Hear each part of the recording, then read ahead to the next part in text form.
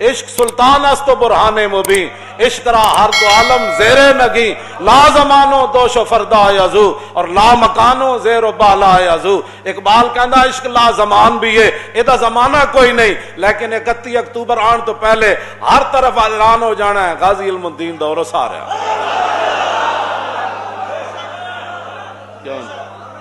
اے لا مکان بھی ہے، بھاٹی وچ کتنے لوگ رہے ہونے، لاہور وچ کتنے دفن ہوئے ہونے، اج داتا صاحب دے عرس نو کافی دن موجود ہیں تے ہر طرف جی داتا صاحب دا عرس آ رہا، سید حجویر مخدوم امم اور مرکد پیر سنجر راہ حرم۔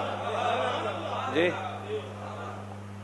میں آقا اے تے تسی سیمینار کراندے ہو کہ صوفیاء کے تعلیمات کی روشنی میں اسلام کی خدمات، میں آقا اے بھی دسو صوفیاء کی روشنی میں تلوار کا مقام۔ جے کوئی نہیں کوئی پروفیسر تو انہوں ملیا کیوں تے فقیر ایک موضوع تے تقریر کرنے واسطے تھا نا جی، اے بھی بیان کرو کیوں جی، صوفیاء کی تعلیمات کی روشنی میں اسلام میں تلوار کا مقام، ایک سیمینار کراؤ تو میں تقریر آگے کرنا کیوں جی، پھر میں اتنے پڑھ دیاں گا بخاری دی حدیث ہے، ذرا سارے توجہ نال سنو کہ رسول اللہ نے کی فرمایا۔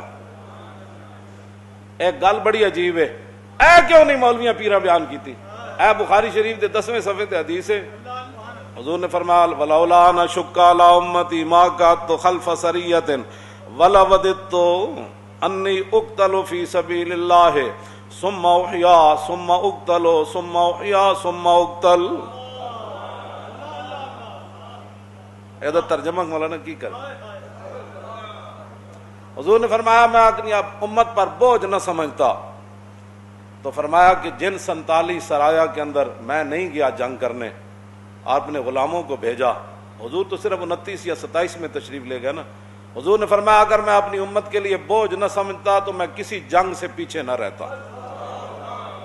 یہ بھی حضور کا اسوہ حسنہ بیان کرو نا، حضور فرماندے ہیں میں 74 جنگاں میں جانا سی، لیکن بعد امت بوجھ بن جانا سی کہ حضور پھر کسی جنگ جو پیچھے نہیں رہے، جو امت ہی رہ جانا تو پھر پھنس جانا سی، یہ حضور نہیں رہا تو کہ میرے ہاں پیچھے۔ فرمایا یہ تو میں نے اسی لیے تو حضور نے فرمایا میں اپنی امت کے لیے بوجھ نہ سمجھتا، تو فرمایا میں حکم دے دیتا کہ ہر نماز کے وقت مسواک کرو، فرمایا میں لیکن میری امت بعد میں مشقت میں نہ پڑ جائے، یہ 5 نمازاں نہیں پڑھتے انہاں مسواکاں کتوں کرنیاں، یہ تو جمعے نہیں پڑھتے انہاں مسواکاں کتوں کرنیاں، 10,000 دی آبادی وچ 20 بندے نہیں نماز تراویح کھڑے ہوندے، یہ تو پتہ لگ جانا ہے اکھ بند ہون دی دیر ہے، پتہ نہیں کدوں تک سونا ہے، تے خاک تے تھلے سونا ہے، تے پوچھنا بھی کسی نہیں بابا کی بنیاں، آج لے ان کی پناہ۔ نمازاں نہ چھڑیا کرو، بالکل نمازاں پڑھیا کرو، جو مرضی ہو، جب کام آکھے نا نماز میں کم آ گیا، انہوں کہا تو پرے کھڑ، پہلے میں نے نماز پڑھن دے، کام دا پتر نہ ہوئے تھے، ہاں جی میں پہلے نماز پڑھن دے، کہتے نہیں میرا کام سی میں نماز پھر مؤخر کر دیتی، پھر کل پڑھنے، کل وہ زندگی چاہی نہیں، 50 سال گزر گئے، نمازاں تو 5 چھڑیاں نے، حساب تے لا، جمع تفریق کتے جانے۔ آگے حضور نے کیا بات فرمائی، یہ تو حضور فرمایا، حضور نے خود فرمایا یسرو، کیوں جی بشرو ولا تنفرو، یسرو ولا، حضور نے بار بار اپنی امت کو فرمایا میرے امتی بعد جڑے مولوی میرے آمن وارث تے پیر، فرمایا دین دے اندر آسانیاں پیدا کرنا، دین دے مشکلات نہ پیدا کرنا، لوگوں کو خوشخبریاں دینا، نفرت نہ پیدا لانا دین کو۔ اے تے رسول اللہ اپنی امت واسطے کرم فرما گئے نا کہ حضور نے اتنی بڑیاں اللہ فرمایا نہیں میری امت کے لیے بوجھ بن جائے گا، میری امت کے لیے بوجھ بن جائے گا، میری امت کے لیے یہ بات بوجھ بن جائے گی۔ تو حضور نے کیا فرمایا لولا نہ شق علی امتی، اگر میں اپنی امت پر بوجھ نہ سمجھتا تو ماں کا حد تو خلف سریت، کیوں جی ماں کا حد تو میں کسی جنگ تو پیچھے نہیں سی رہنا۔ آگے جو لفظ ہیں وہ بڑے، میں تو اب حضور کے لیے میں بڑا محتاط ترجمہ کرتا ہوں، حضور نے فرمایا میری یہ خواہش ہے، ودہ یا ودو ودن، اس کا معنی ہے تمنا کرنا، یود احدکم قرآن وچ بھی ہے ودو، کیوں جی لو تدہنو فتدہنو، سانو لوگ کہتے ہیں مولانا تھوڑا جہا ہاتھ نرم رکھو، تو انہوں پتہ ہے حالات کیسے، اللہ نے سورہ قلم وچ کی فرمایا جی، فرمایا ودو لو تدہنون، میرے حبیب وہ چاہتے ہیں تسی تھوڑا جہا نرم ہو جاؤ تو وہ بھی نرم ہو جاؤ۔ تو پھر اللہ ایک قرآن نے جب اپنے حبیب نو فرمایا میرے حبیب کو کہنے تسی تھوڑا جہا ہاتھ ہولا رکھو نا تو وہ بھی تھوڑا جہا ہاتھ وہ اوجریاں نہیں سٹن گے، پھر وہ پھر بلال نو نہیں کٹن گے، او پھر جناب سارے ظلم چھڑ دین گے. ودو لو تدہنو فیدہنون. جلیا جس ویلے بندہ جے تھوڑا جہا نرم ہو جائے نا ناموس رسالت کفر تے چاہتا ہے کہ یہ فاقہ کش موت سے ڈرتا نہیں, ذرا روح محمد اس کے بدن سے نکال دو. اور بار بار ٹیسٹر تا ہی لا رہے ہیں. کدی جناب فرانس دا سور بھونکدا ہے, کدی تے سارے سور. فرانس دے وچ اس اخبار نے اشتہار شائع کیتا کہ فرانسی قوم ساڑی مدد کرے. نعوذ باللہ کروڑ بار زمانہ جل جان, او خیال بھی جل جان, او اخباراں بھی جل جان, او جگہ بھی جل جائے. جتے حضور دے خاکیاں دے متعلق گل ہوئی او سارے جل کے راکھ ہو جان اور بندر تے خنزیر بن جان.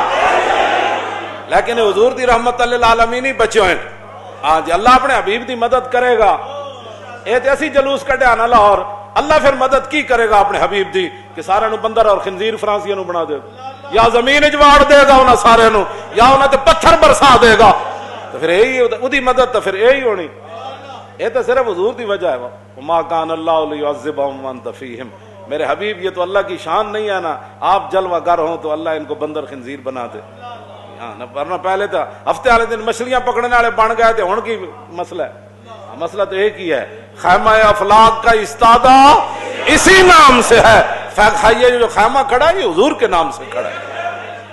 انہیں جناب اس اخبار نے کیا قوم ساڑی مدد کرے تے 118 ادارے نے ادھی حمایت کی تھی. یعنی پورے فرانس نے ادھی حمایت کی, پورے فرانس نے ادھی حمایت کی.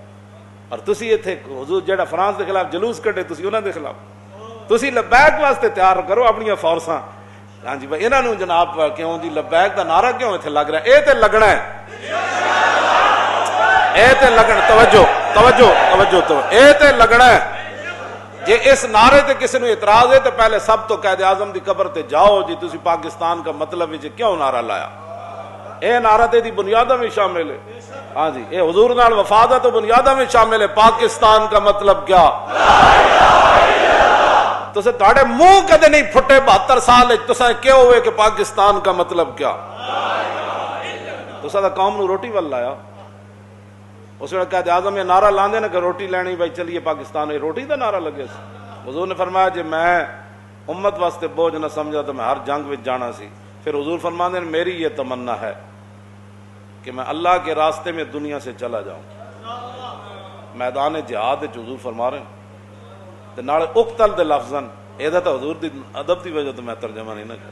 فرمایا میں یہ چاہتا ہوں کہ میں اللہ کے راستے میں دنیا سے چلا جاؤں. ثم احیا, پھر رب العالمین دوبارہ مجھے دنیا میں پھر لے آئے.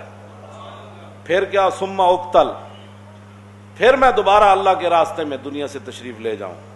ثم احیا, پھر مجھے رب زندہ کرے. اور ثم اقتل, اور پھر میں اللہ کے راستے میں دنیا سے چلا جاؤں. یہ بھی تو دنیا کو بتاؤ نا کہ حضور نے کیا دعا تمنا کیا فرمائی. کبھی تم نے بات ہی نہیں کی. میں کہ مجھے بتاؤ اس سیمینار میں. کیوں جی؟